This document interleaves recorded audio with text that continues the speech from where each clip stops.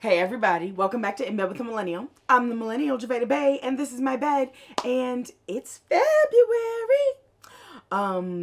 And some people love it, some people hate it. February, Valentine's Day, it's that time of the year, as well as Black History Month. Tell me happy Black History Month.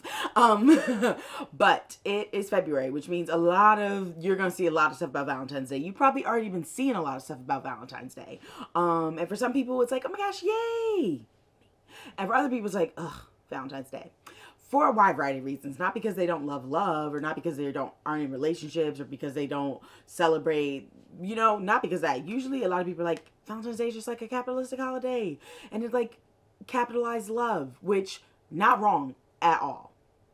And also, considering the state of the world, people finding happiness and gratification in the celebration of different holidays, I'm gonna support you because I'm that person.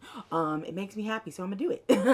But with it being Valentine's Day month, I figured, why not talk about romance this month? Because I feel like romance itself is not actually talked about enough. Romance is just like la la la la la.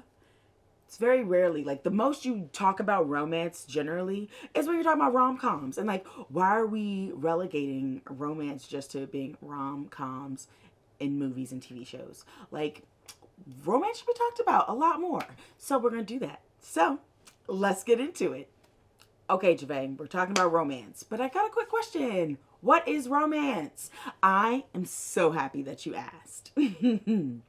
So, romance is defined as a feeling of excitement and mystery associated with love.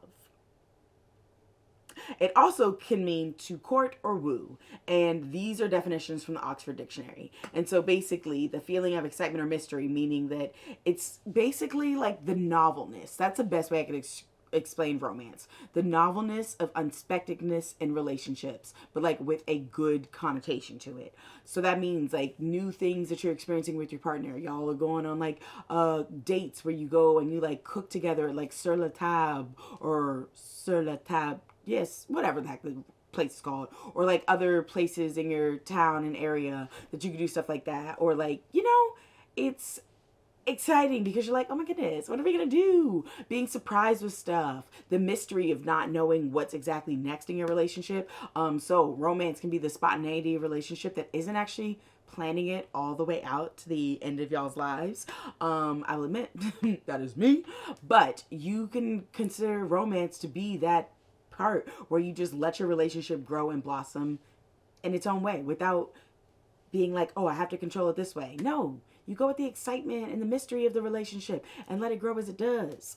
And then to court and to woo is when you put in the effort. I think that's the big piece about courting and wooing and romance that gets ignored. It is the effort part. Like, you can do a lot of stuff that could be considered courting, but if you don't have the effort behind it, the intention of like, yeah, I'm going to like really make my partner feel loved. I'm really going to make myself feel loved.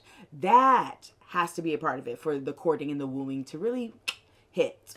But as you go through more dictionaries, you see more definitions, and you might also see romance used as a way to describe a love affair, like a short-lived romance, which that is the definition that comes from the Collins Dictionary. I ain't never heard of that dictionary before, but Google's popped it up, and I was like, okay.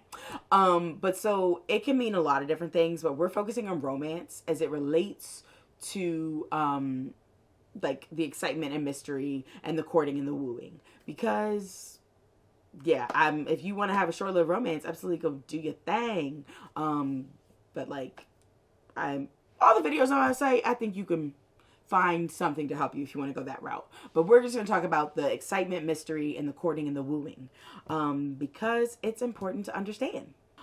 So as you like dive deeper into thinking about romance, you think more about love, there's some important stuff to like consider, especially because yes, romance is generally attached to romantic relationships, but there are ways to romance other people in your life that are not people you're in relationships with.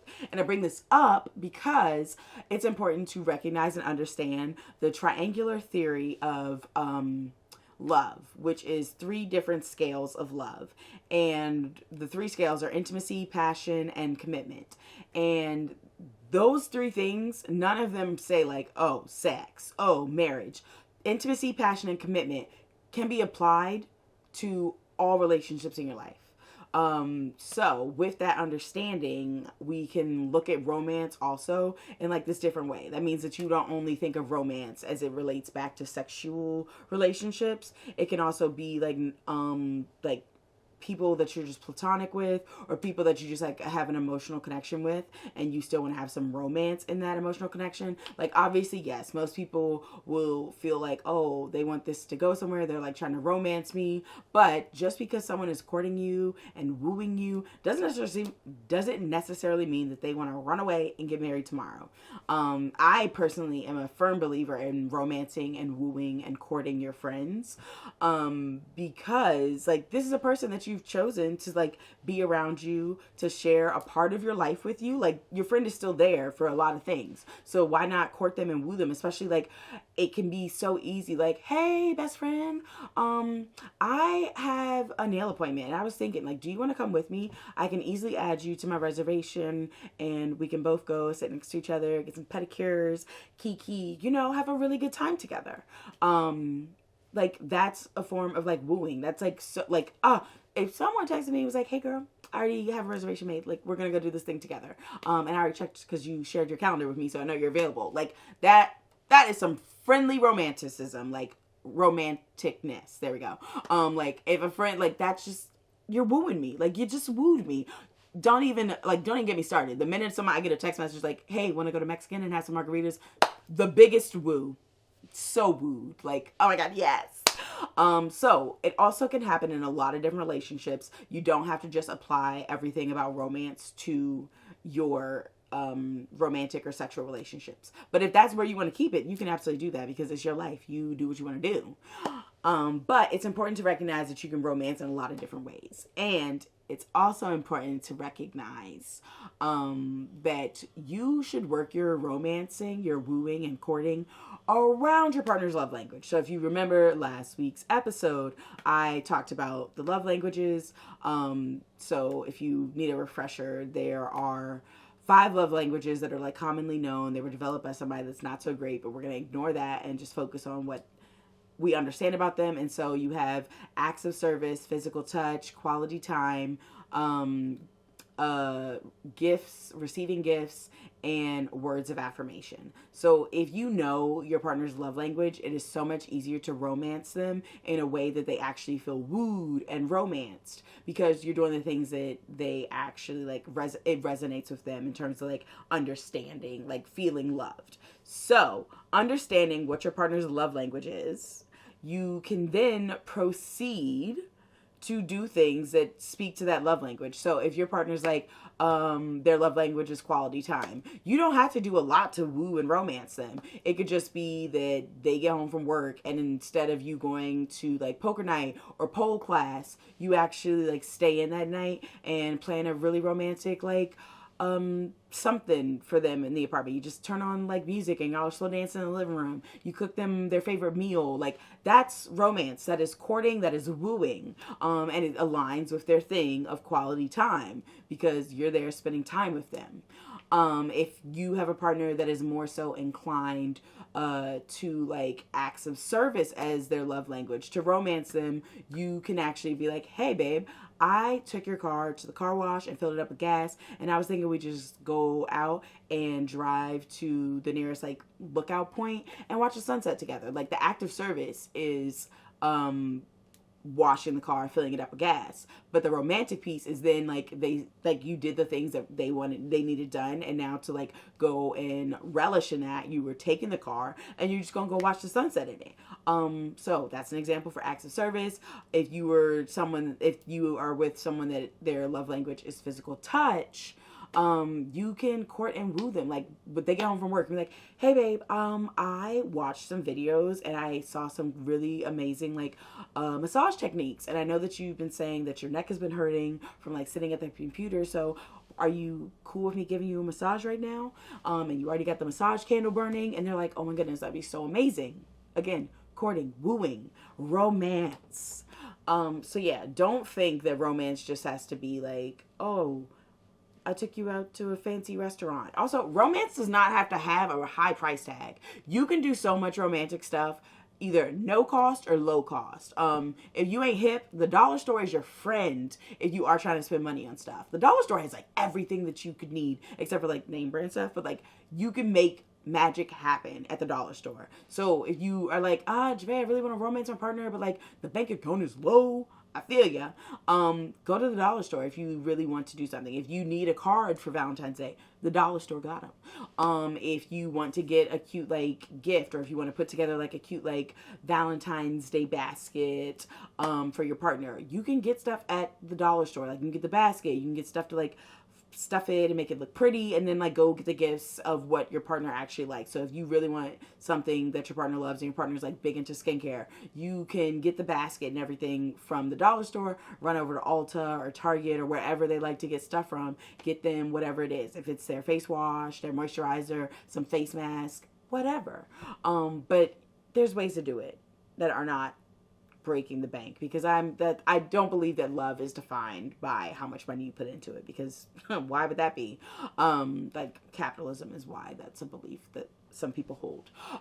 But you can engage in romance in a lot of different ways. And I think the biggest piece to keep in mind when it comes to romance and courting and wooing is the intentionality behind it. Like you have to do stuff because you just want to show love to your partner. If you are only trying to court or woo them to like show like, see, I'm so great. If you have some like me focus on it, like it's about me, I'm trying to do something so they see something about me, it's already like the courting and wooing is kind of lost. Like it might not seem like it in the moment. You're like, no, I'm doing this great thing for them. But like, if you have those intentions, they eventually do come through clearly. And it's like, well, this just lost all the romance because you only did this because you wanted to post it on Instagram and show that you were like, oh my gosh, I'm such a great partner. Look what I did.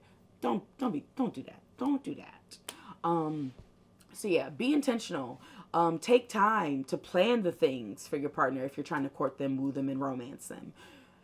You don't have to just like, you just take your time. It's not a rush. Also, if you start earlier, you have more time to think about things, especially if you're trying to think of something for Valentine's Day. And in that same vein, if you are someone that is like struggling, you're like, Javay, I am not good at giving gifts. I'm not good at planning dates. I just don't know what to do. Don't know how to do it. Baby, would I ever leave you hanging? Absolutely not. If you are someone that needs a little help, a little guidance, I offer that. I offer that. So book a Pleasure RX session with me. In my Pleasure RX sessions, you basically give me all the download. There's a survey you fill out and give me all the information about your partner. And then we meet, we talk about some stuff, and then I come with either a date idea or a gift idea and tell you like, okay, this is what you would need. This is how you do it. All those pieces. But I can help you. I love to do it. I love planning dates. I love giving gifts. Like, I think it's just the Pisces in me that just loves everyone. That those two things are just like some of my favorite things. Like planning a date that people are just like, oh my goodness. That was so fun. Like, it makes me so happy. Like, I love it. So if you need help in that area, I'm here to help you. All you gotta do is book on my website, themillennialsexpert.com. I have actually that's not where you book. I'm a liar. The link to book is in the description. Feel free to use it. But yeah, you can absolutely get some help if you don't feel like that's the strong suit for you when it comes to your relationship. We're not all great at everything. I'm not good at math. It seems that I'm losing the skill to cook. So like, it's okay if you don't feel like you're like the most like skillful in planning dates or picking gifts for people. Help is there. I'm the help and I got you. So if you need that, link in description. But happy February, happy Black History Month. I hope you're ready to deep dive into all things romance all month long. And yeah, make sure you subscribe to this YouTube channel because there's so much content if you haven't figured that out. Content. And you don't want to miss it, especially because we got the rebrand of my podcast. There is a new web series launching later this month.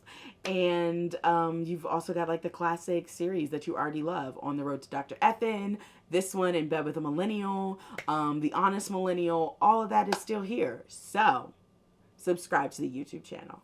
And definitely make sure you're following me on social media, because there may or may not be a giveaway running. I'm not, on Instagram. And definitely make sure that you're signed up for my email newsletter. Do all those things. Subscribe, follow on social media, sign up for my email newsletter. It's a very short to-do list. But yeah, I'm gonna see y'all later. Deuces.